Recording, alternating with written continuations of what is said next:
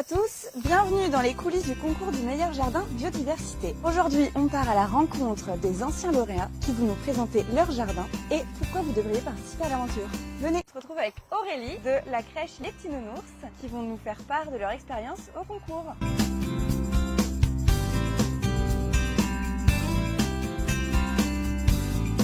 Quelle est la plante reine de votre jardin? Par beau temps, on a pas mal de petits coquelicots qui poussent un peu partout. Les enfants aiment bien, on arrive à faire des belles photos et c'est vrai que c'est une de nos fleurs quand même préférées parce qu'elle pousse pour le coup naturellement. Avez-vous un colocataire à pattes préféré? Oui, nous avons deux petites poules.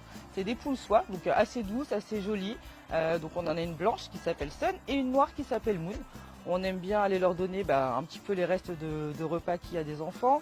Les enfants viennent chercher aussi les œufs le matin. Le jeu préféré des enfants, c'est avec ça. En fait, en dessous, quand ça pousse et quand il y a un petit peu d'eau, ça les enfants adorent en fait. Ils viennent chercher les vers de terre, c'est la chasse et ils viennent récompenser les poules avec. Qu'est-ce qui vous a motivé à participer à ce concours? Alors je voulais en participant au concours en fait montrer que même dans une crèche avec des enfants petits, parce qu'ils ont quand même entre 2 mois et 6 ans pour ceux qu'on accueille, leur apprendre en fait qu'on peut respecter en fait toute la nature qui nous entoure, la biodiversité, et que en ayant des gestes assez simples de la vie de tous les jours au final, ça permet aussi de mettre en valeur ce qu'on fait avec eux et de leur apprendre aussi des bonnes choses qui peuvent répercuter du coup à la maison. Et quelles sont ces bonnes choses par exemple?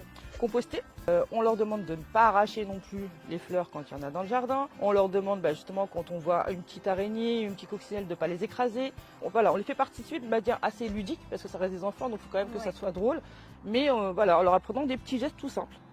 Et je crois que vous m'avez dit que vous aviez un nid. Oui, un petit nid en fait de mésange qui est juste là quand on regarde dedans.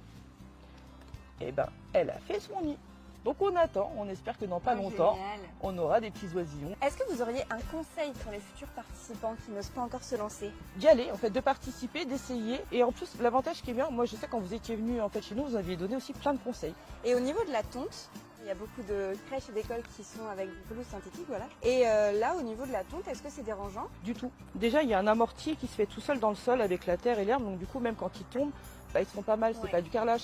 Après, l'avantage qu'il y a, c'est que du coup, il y a plein de choses qui vivent en fait dans la terre. Des coccinelles, des abeilles quand elles viennent aussi. Enfin, on voit vraiment plein de petites bêtes, c'est hyper intéressant parce qu'on les regarde avec eux. Parce qu'on parle de laisser l'herbe haute à cause des piqûres d'insectes. Oui. Est-ce que vous en avez déjà eu? Jamais. Jamais? Jamais. Ok, chouette. On est pas mal, hein? C'est pas mal, c'est très très bien même. Moi, je pense qu'il en faut plus. Des crèches, des écoles, toute la petite enfance, je pense qu'elle est concernée. La nature, c'est la vie et les enfants, c'est la vie. Donc, ils vont ensemble, donc il faut pas hésiter. Il faut faire des choses, il faut y aller, il faut faire. Il faut faire. Il faut faire. Ça sera le mot de la fin. Il faut faire. Merci beaucoup Aurélie. Merci. Et on se retrouve bientôt. À bientôt.